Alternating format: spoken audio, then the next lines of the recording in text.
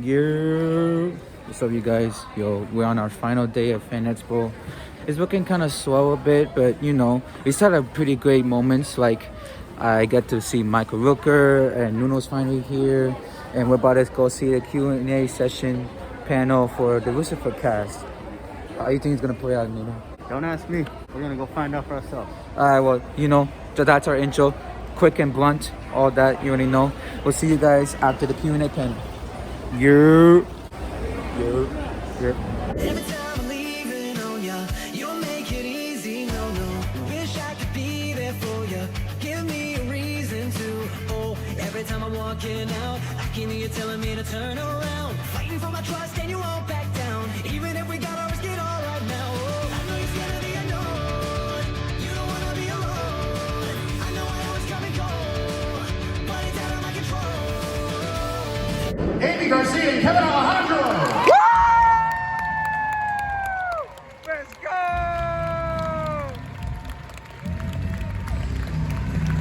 The douche in the building.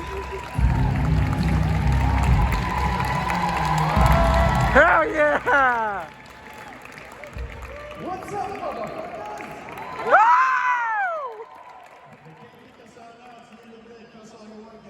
I'm the only one who's going to get in trouble. Who cares about me? I'm kidding. So, we've got some folks already lining up. Feel free to keep lining up. I'm only going to give them a couple of questions. I want to turn this over to you, the fans, because you're the reason we're here. Aimee, you're wearing a real cool t-shirt there. Are you a fan of something or somebody who's in this show? Like, lots of Lucifer fans out here. Who are you a fan of, man? Anything that's hanging around? I love Lana. Very favorite queen. And full disclosure, I don't own that many clothes. And I was like, God, Lana, I don't really have a new t-shirt to wear tomorrow. And she's like, oh, I got you. I'll just give you some, regal tees. So here I am supporting my fellow Puerto Rican. And, Hey! Some regal boxers. I won't show you those because I got them on, unless you want to see them. This is, you can find it at booth 229, actually the booth number, because I had her been on earlier today. You've also got a comic book out. You've got Wonder Woman Black and Gold #3. You're in there with some literal comic book legends. Is this your first comic book work? No, it's my first single comic book work. I usually write with AJ Mendez, who is a total badass. We wrote Glow and Dungeons and Dragons together. But Oh, wow. yeah, but it's my first solo, so I'm in there with some heavyweights, and it's a little story. It's just 8 pages long, but I have to tell you, it was so rewarding to write a 16-year-old Latina getting talked to by Wonder Woman with huge Coke bottle glasses, because that didn't exist when I was a kid in comics. Hey!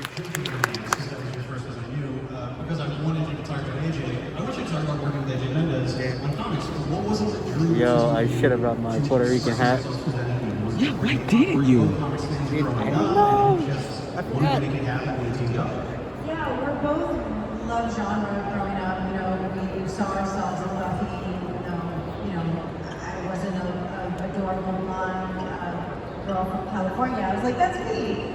And we just started realizing that we would go to these cons and that people were cherry picking for representation, especially in the Latin community. And so we're like, well, let's just write diverse heroes that we didn't have as kids, because people seem to really love Ella, and they love AJ. For those of you who don't know, she grew up homeless and ended up becoming one of the top female wrestlers in the world.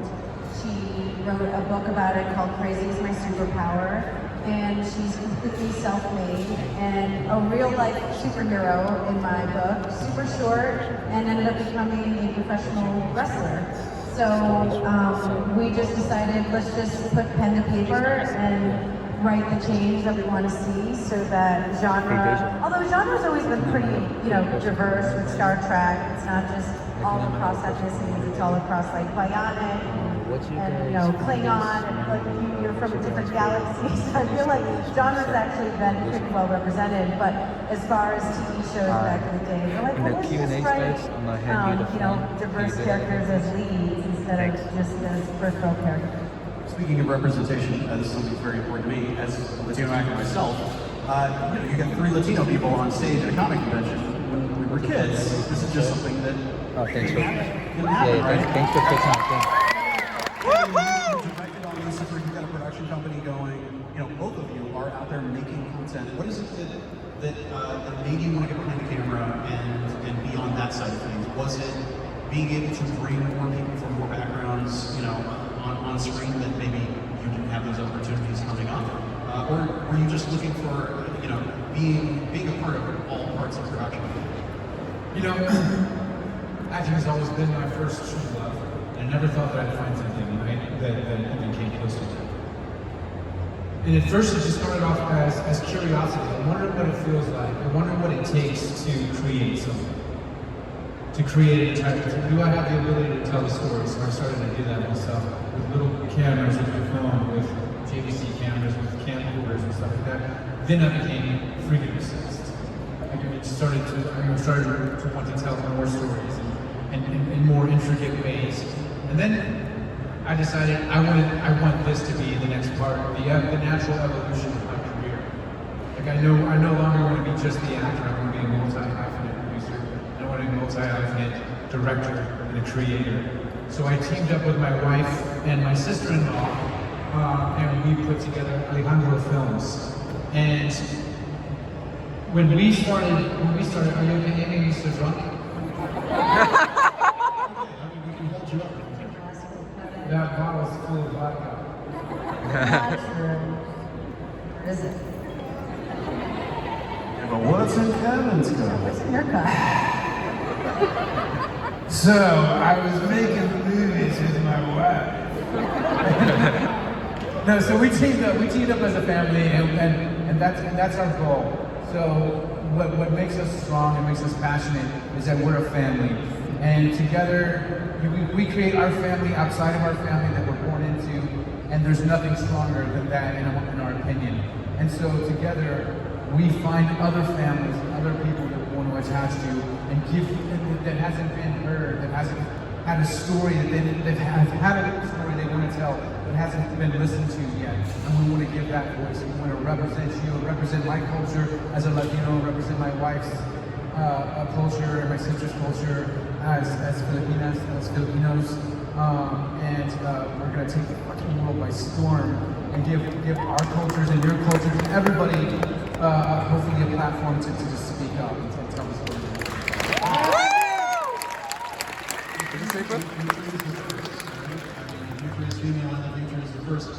What are the two of you fans of that is out there? But what is it that in the time that you have when you're not working, what are you watching? What is it that excites you? What is it that you feel good about being out there in the world that people are grabbing onto and it seems to really be, it's the thing that everybody's binging. What is it that's really lighting you up? Well, I'm all over the map.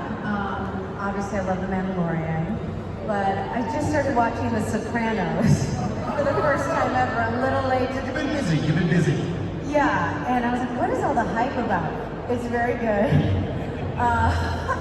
Breaking news, 47 years old. It's very good. It's 20 years old, but it still stands. It's very well written. Obviously, Stranger Things. I have watched Buffy probably like 4 times in its entirety. So I'm kind of all over the map. What have you been watching? Honestly, because I've been sort of so deep, and I've dived so deep into our production company, I've been mostly reading and getting a lot of submissions from people from around the world. I'm so bragging. So I'm really important right now, and making these really big decisions. It's been hard for me to bench anything, but I'll tell you what I've been falling to sleep to every night for the last month and a half, thanks to my wife, is Friends. And I never... That's a great way to recommend a show. I'm falling asleep. No, wait. I'm not sure how many of you, probably a lot of you, were on the Friends bandwagon. And it was a huge success, obviously. But I'm always behind the times. I'm always late to the party. Like, let's get started. It's over, bro. All right.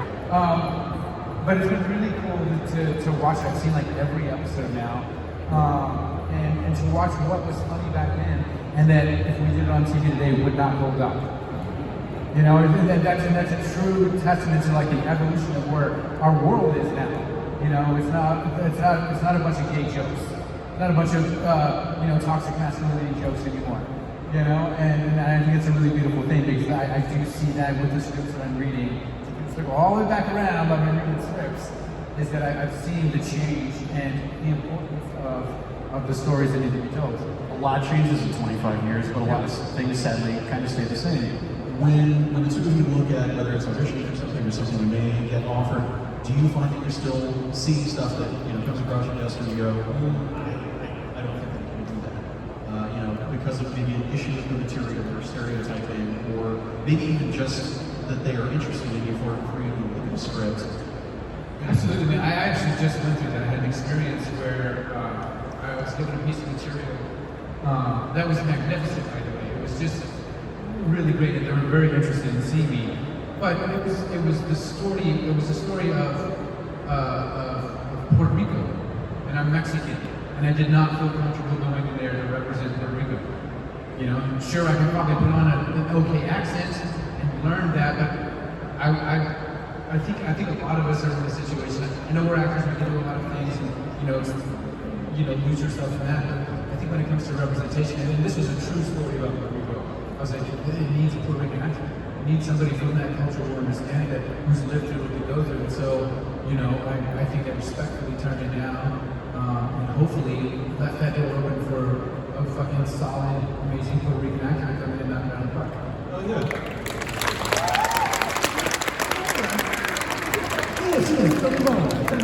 Puerto Rico, thanks, you can. I'm an eternal optimist, so I am a very glass full type of person. I do think we have a long way to go in really making the narrative more indicative of the people who go see the narrative. Like when I went to see the Avengers, I'm like, we want to save the world too. We have Gamora, but like we want to save the world too. And I looked around, it was like, a lot of like fellow Latinos. I'm like, okay, just write more, write it. So I've actually been very fortunate that the roles that have come to me for whatever reason have just been very much professional roles. Like I just came on to the second season of a show called Woke on Hulu, and I play a venture capitalist, billionaire Latina, and I don't see too many of those. Like you don't see a lot of Latina Steve Jobs represented in media, and I just got an offer, which I can't talk about. I'm very excited. You're very excited. You can talk about it, you can't talk about it, and you're very excited about it. But she's gonna blow up. Well, I'm also terrified. NDAs are a hell of a thing. I know. I'm really excited, and it's... There's a laser on the back of her head right now. She says It was Marvel, can't fight against with a sniper. It's like The Boys, remember that courtroom scene with everyone says I do love The Boys. I love The Boys. I want to be on it so bad. Hell yeah. So it's a role that I had never seen as a kid. And it was a straight offer, which I'm very excited about. And I sing and dance. So bragging. That's straight offer. I'm amazing.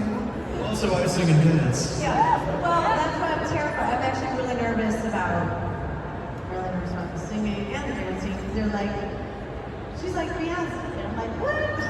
Beyonce is like a legend, So, but I've never seen that for like a Latina, in this space that she's like comedic and she's dramatic and I've never seen it. So I feel like we're headed in the right direction.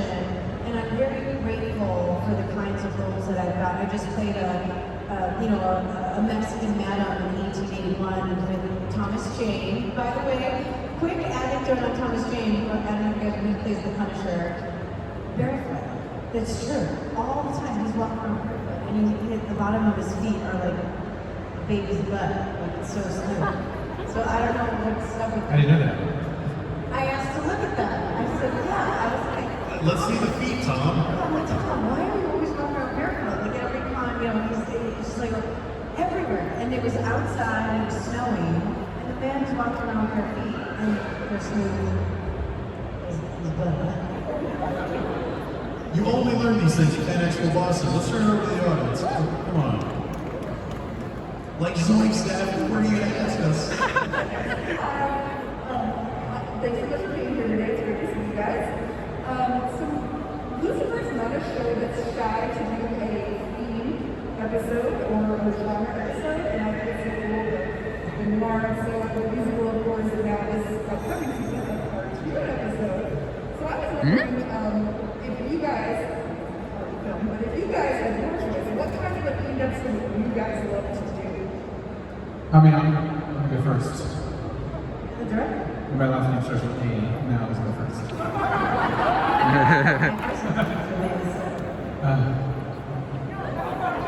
I think a horror theme. I really like horror. Okay. So look out for my directorial debut. It's gonna be in that world.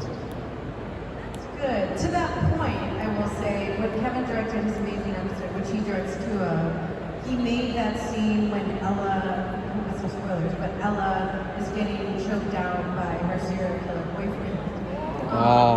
He decided to make it black on the frame, so it's like she was passing out while she was getting choked out. You can film this way, like so me at the scary. mic and then I feel like you had to see darkness. the way I'm doing right I tried to here. have a little bit. Yeah, like me on the mic, and not when it's my turn, and then What they do in the afternoon. no, like continue recording because I want to like Mine's so predictable. I would do a and then but musical. like for now just do Needed like dancing this, but then when I'm on the mic, can you like show me the I've mic and always show wanted to that? actually have Thank you. an episode at a convention, so that we could just see like all these cool costumes, and then something happens, someone gets kidnapped, always got to be on the case. She came from like a Star Trek, but and you know she got to wear like Spock and stuff. But I felt like it would have been so cool to have like a whole episode at a convention because there's so much like you know you have to do Like an entire crazy 150 season show based in a convention. I mean, just over the 3 days of convention weekend, a city comes up out of nothing, and then by the end of the third day, it's gone. Exactly, and then you have the murderer in cosplay, right? So you Oh yeah. But you know what I mean? And you're like, is that a fake? Is that fake or is that real? So I just think that's where I would put it. If I was directed, like the whole episode would just take place at a convention. And then Ella could do her thing, you know? Yeah, I'm so glad It's wasted. That vodka. Awesome, thank you so much. I'm so excited for the new season to come out, guys. Okay, I'm going. So you said Hi. just finish your Hi. burger. No, Where are continue. they? It doesn't matter. Just like mama. My name is Jaime. So after working all this season, has the story influenced you in any way? And if it did, what made you not believe about the afterlife, heaven and hell? For both of you, obviously. So not deep at all, just a very surface level question. Yeah. I'm real serious about it. Yeah. Well, your first name starts with A, so you should go first.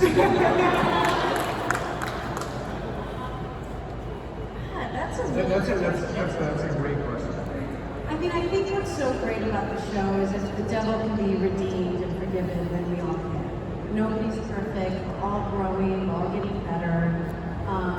You know, I guess it's a good reminder that when people do mean things, it usually comes from a place of pain or fear. And I think that's what our show, you know, does so well. Like, it's gonna be okay, and it doesn't matter where you come from, what cards you were dealt, or you know what tragic, you know, past you come from. Like with Ella, right? I mean, she comes from poverty. She's from Detroit. She comes from a family of criminals. Her literal abuelita taught her to steal cars. Her own family kind of uses her, but she's still this light being that just believes in the best part of humanity.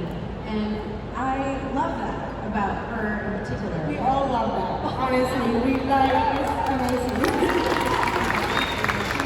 Yeah, she's not judgmental, and that's just so beautiful. But I think just the bigger arching theme of anybody can be redeemed. It doesn't matter what demons you have, you know, it doesn't matter if you have thought of not wanting to be here, like however dark you go, you can always find the light.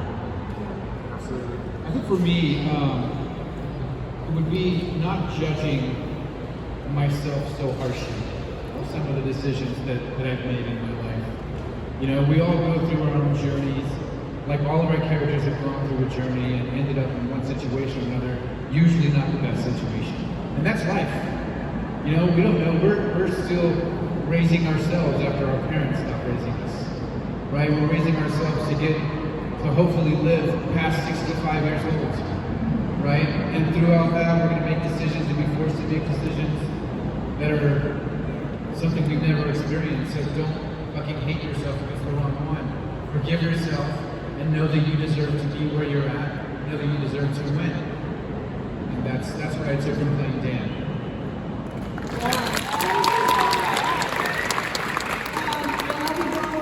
And Moses, love you.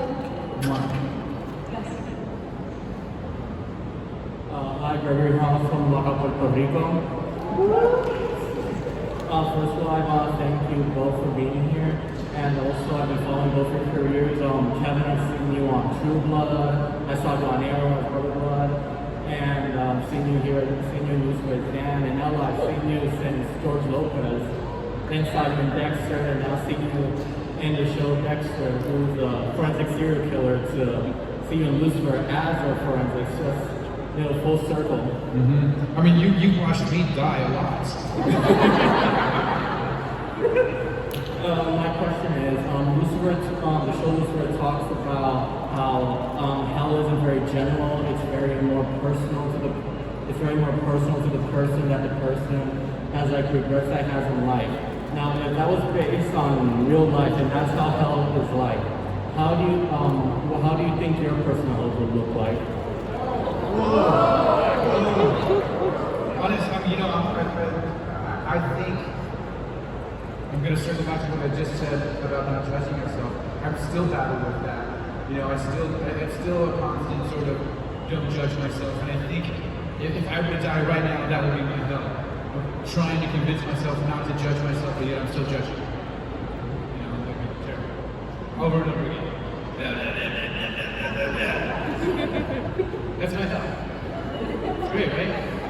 But I will say, knowing Kevin on a personal level, as much as he's like having everyone do like pick a word in their selfies and act out and a goofball, you are one of the most generous human beings in your behavior and what you do for people in your family and outside of your family of anyone I've ever met.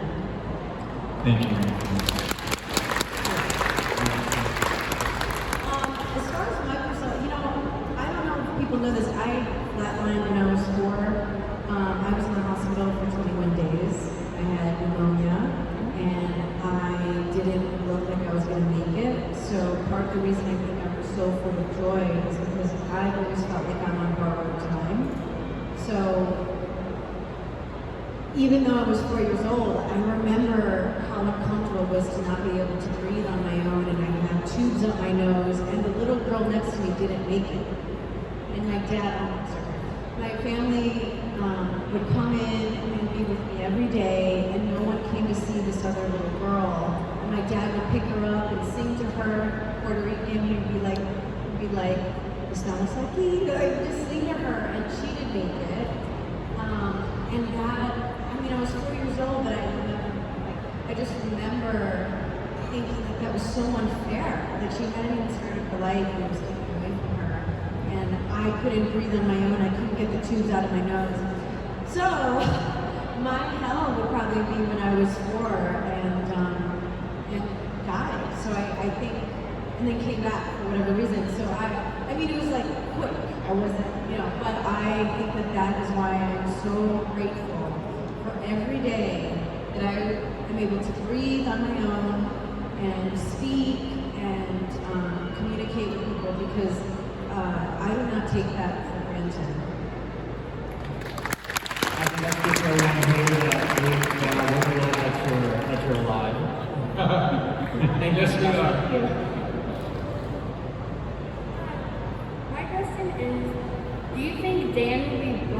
back in the next season? Like, do you think Lucifer is going to pull some strings because he's God now? Well, I know exactly what happened. Alright, so contravention of their NDAs, they're now going to spoil everything. Everyone take out your notebooks, your phones, and your recorders. And so it's going to go down, right? Live? Good. Okay, well then I have a second question. In the musical episode, what was your favorite number that you did? Because mine was when Justin just struck. So what was your favorite? Oh, mine was my number. You know, I talked to several people today. And you can fall asleep now if you heard this story. But no, you know, I come from the theater, so even being able to get back there and go through dance choreography and try to do my best at singing and just took me back to the theater. And so being in that moment and rehearsing and like, all that stuff is just a different beast from what it is in film and TV, you know, the film and TV world. You have to go outside of hours to go find the time to rehearse this routine, to do all this stuff. It's just like, just such a really fun, nostalgic experience. For me, it was actually the football number, just because it took so many people to make it happen. So I love when a bunch of people come together to do one thing. It like fills my heart with so much joy. And there was probably like 250 people in the field, professional musicians, professional dancers, not professional dancers, camera people, like, you know, and the sun was going down, and we didn't have time for a take two. For this particular, we were just going to do the whole thing, not in pieces, not in sections. And so adrenaline is running high. You had to know the entire thing from top to bottom. All 250 people that were there have to know their thing and when they come in, right? Exactly. And it was like a Broadway show, and so everybody was like all hands on deck to make this happen before the sun goes down. And that was just totally exhilarating. Like, and our director set up these cameras like they do in the NFL, like on wires that go and follow the ball. So we had that kind of set up, ones on the sideline, and the camera crew and the actors and the dancers and the background people. And everybody was so well choreographed. And like, you had to be on because you didn't want to ruin the shot. That's right. Or not even that, someone could get hurt. So like if you're supposed to be where you were a little bit in front of where the microphone is, someone could get hurt because they're doing a flip. So everyone was like, oh wow, like, you know, it's just exhilarating. It's like doing a play for you guys live before the sun goes down. So that was just awesome. And probably won't happen again for a while because of COVID. And to answer your question about Dan getting out of hell, I think Dan will make a slight journey to Earth, but not the way that you think he's going to.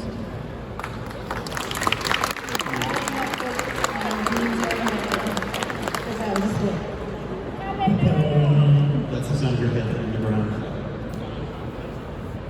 Hi, my name is Kate. My question is for Kevin. Can you walk us through all your different tattoos and the meanings behind them? You got a minute? Yes, I can. I'll do the speed version of it. Bonus points if you take your shirt off.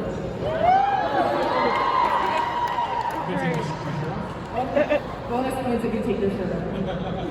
No, so,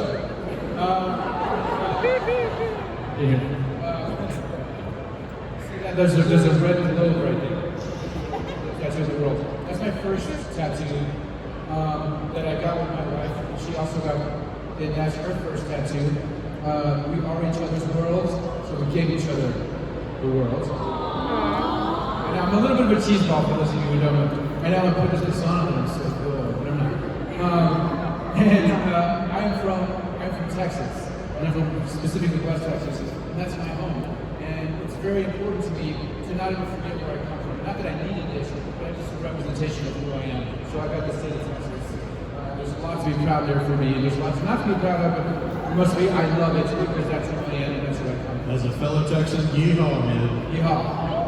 Look at once. All right. And then I got the stars here. These stars represent the people who have passed away in my life, who have had a significant impact on creating and helping me be the person that I am today. And one of them, the very first one, is my high school drama teacher. His name is Jerry P. Worsham.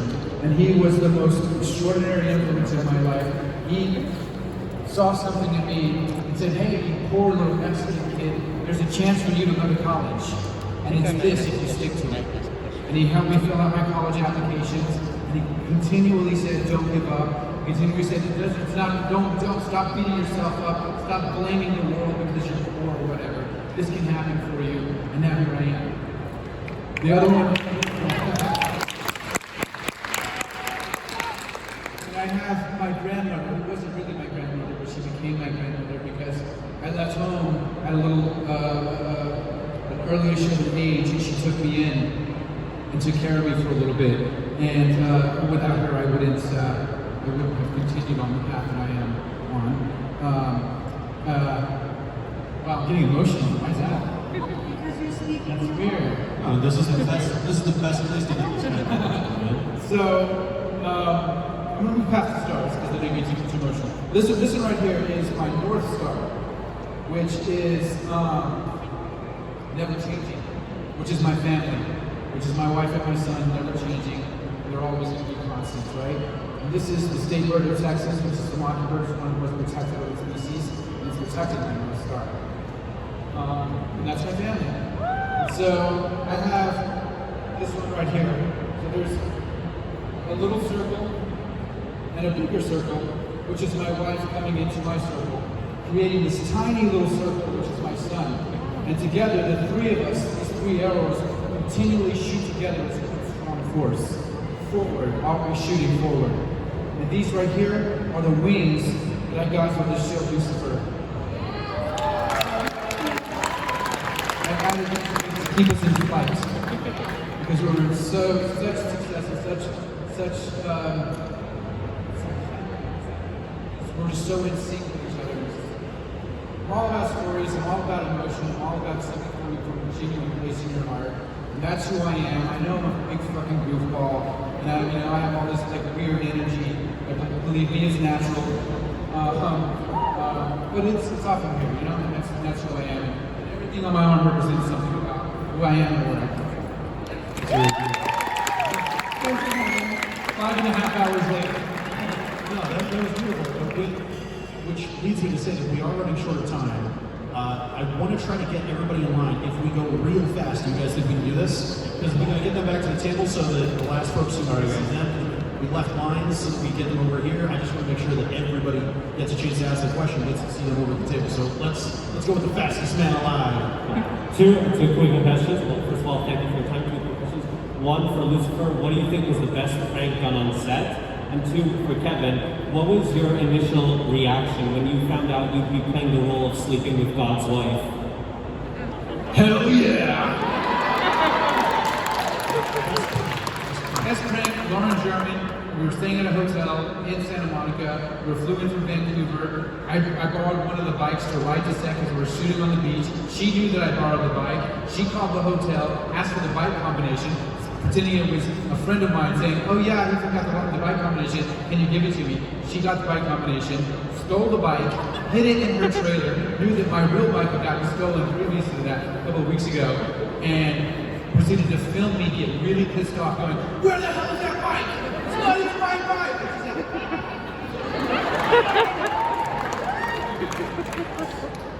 Okay, gotta go fast. Next up. My question is for both of you, obviously. What was your favorite moment or just favorite part about working with the Lucifer cast? How much love we actually shared together. We became super tight. Yeah, I mean, just knowing that you were safe, whether you were going to get canceled or not, whether you knew your line or not, whether you were going to be shooting in the US of A or Canada, it was like a little caravan of nomad. We were like a little circus. And we have each other's backs, and you know, we'll just take it day by day. Thank you. Doctor? Thank you. So what, if you could take the characters that you portrayed on television and convert them into a comic book, and I know it is source material from the comic book, but what would you do with the characters now? What stories would you try to tell in a comic book? That's tough. Very well thought out. Well, Ella, just keep, I mean, for me, I would love to explore Ella's relationship with her BFF, aka the Angel of Death. Yes, Maybe we can go on many adventures together. Like, how cute would that be? Oh my God. Ella tries to figure out what happened to a dead person to give him justice, and then her BFF just, flies him up to heaven, and then they're like a dual team of resting people's souls in peace. In that case, I'm going to take the opposite route. What I would do is I would make a deal with Lucifer, with the devil, right?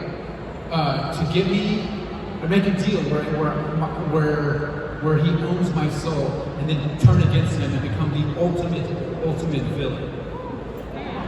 No, thank you. We've got to wrap right now because we've got people who've got flights and that sort of thing. But the two of you are going back to your table right after this. So if you've got a question, you guys will be back at the table. You can come and see them over there. To wrap things though, to give everybody a little bit of something to stick with. It's been a while since we've been able to do a convention like this. You guys have done conventions before, yeah? What has it been like being back and getting the kind of love that everybody's been bringing to you all weekend and the love that we've been getting from the microphone all afternoon? It's been a really amazing experience, guys. And those of you who do know me and those who've talked to me today, you know that I'm only here because of you. And that we're only here, that we only exist because of you. And it means the world that I can actually come out and almost physically touch you. I was bitching right Almost. And soon we'll be there because you know me, I'm a hugger.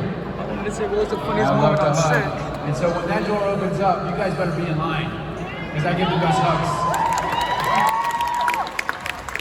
I just want you guys to know that when you guys give me little things, I do bring them home with me and I put them in the one room I spend the most in, which is the room where I write. So in a way, when you guys give me your drawings and your paintings and even your notes, and I just want you to know, I've been really trying to write 8 hours a day as much as I can, and when I should have came sooner. And I feel like I'm uninspired. I just want you guys to know that I do think about you guys and the stories of how these characters helped you get through a bad day, and how this show introduced you to your new BFF, and how this character Ella, inspired you to major in biology. It gives me the inspiration to keep going, to just, leave it better for the next generation, because we have the ability to write stories. So I just want to really thank you guys that I remember everything, and you guys give us fuel and energy when we're jet lagged and didn't sleep the night before. And thank you guys for sharing your stories with us and opening up your hearts with us, because we really cannot act and tell a story without people taking that into their hearts. So thank you for allowing us to do what we love and for telling us.